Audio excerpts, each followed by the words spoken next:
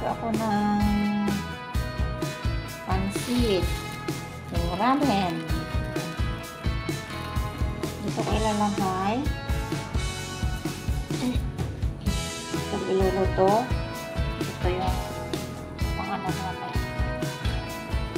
Nilagyan ko ng kakumbo.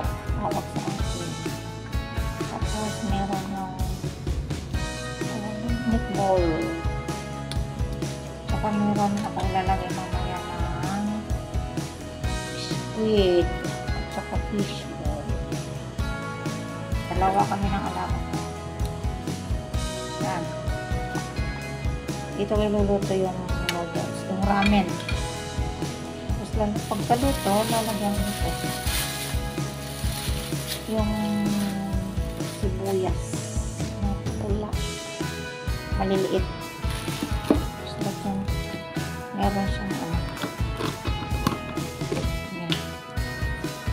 Ang toppings. Kailangan ilagay sa ref para hindi masira. Si Lola nang gumagawa, buti hindi ako gumagawa. Hirap yan. Nalupad na ganyan ako nalupa.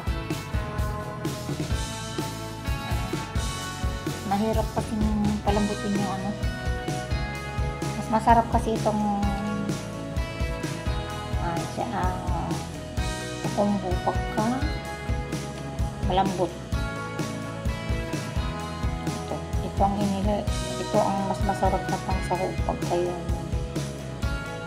makain kami ng hotpot o shabu-shabu o tawag ng Chinese is koko o spine. Ayan, malapit ng kumulo. Lalagay ko yung ramen. Tag-isa kami yung ganito. Malawat ang ganito. Mano kasi ito.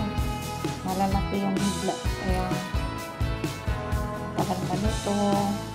Kapag kumulo, nalagay ko na. Tapos, patayin ko lang ako. Hayaan ko lang siya naman. Dami nagkakanin sa gabi. Pero pag nandito yung mga amo ko, kakanin. Pero ako hindi. Bihira lang na magkanin.